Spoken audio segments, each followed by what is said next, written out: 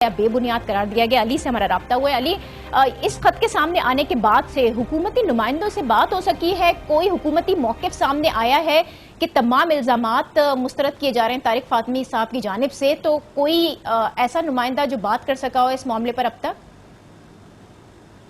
جی یقیناً اس وقت جو صورتحال ہے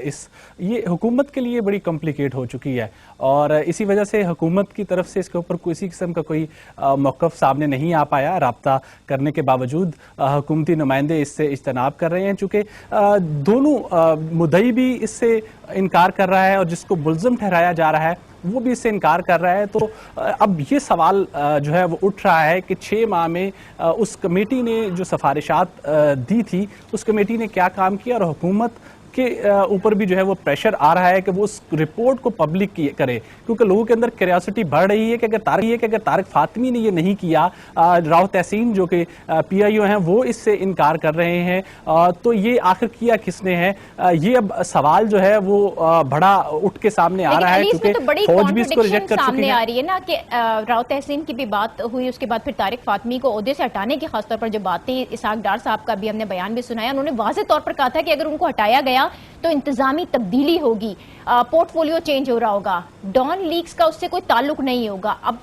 کیا واقعی پورٹ فولیو چینج کرنے کی بات ہو رہی ہے؟ اگر پورٹ فولیو چینج کرنے کی بات ہو رہی ہے تو طارق فاطمی صاحب کا جو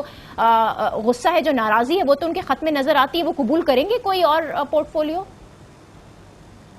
جی اگر تو ایسی بات ہوتی تو طارق فاطمی اپنے اس جرم سے انکار نہ کرتے جو ان کے اوپر الزام لگایا گیا ہے۔ اگر آپ ان کا خط کا مطالعہ کریں، خصوصاً جو سیکنڈ لاسٹ پیرا ہے، تو اس میں وہ اپنی 50 سالہ فورن سروس کے حوالے سے خدمات کا حوالہ دیتے ہیں، اور وہ یہ بھی کہتے ہیں کہ ان کے سینے میں بہت سارے راز ہیں۔ انہوں نے 50 سال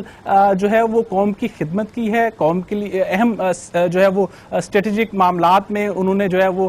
ڈیل کیا ہے، اور ان کے سینے میں بہت سارے راز ہیں، یہ انہوں نے کہا ہے۔ تو اس سے یہ ثابت جو کہ کہہ رہی ہے حکومتی وزراء جو دوسرا ورژن دے رہے ہیں اس کی نفی ہوتی ہے، اور اس کے ساتھ ساتھ یہ بھی جو ہے وہ سامنے آتا ہے کہ حکومت جو ہے اس کے لیے صورتحال مزید گمبھیر ہو رہی ہے کہ جن کے اوپر مدعا ڈالا تھا حکومت نے وہ لوگ اب انکار کر رہے ہیں۔ تو اب اگر سوال یہی آئے گا کہ اگر انہوں نے نہیں کیا، طارق فاطمی انکار کر رہے ہیں، تو پھر وہ کون لوگ ہیں جنہوں نے یہ کیا؟ چونکہ ایک سوال اور بھی اٹھ رہا ہے، جو پرویز رشید صاحب کو ہٹایا گیا تھا تو ان کو اس بنیاد پہ ہٹایا گیا تھا کہ انہوں نے خبر چھپوانے میں جو ہے وہ رکوا نہیں سکے اس کو، لیکن اس کیس میں طارق فاطمی اور راؤ تحسین کے معاملے میں یہ صورتحال نہیں ہے۔ یہاں پہ جو ہے وہ یہ کہا جا رہا ہے کہ ان کی کہیں نہ کہیں انہوں نے اس خبر کے حوالے سے جو ہے وہ کوتاہی کی ہے، یا اس خبر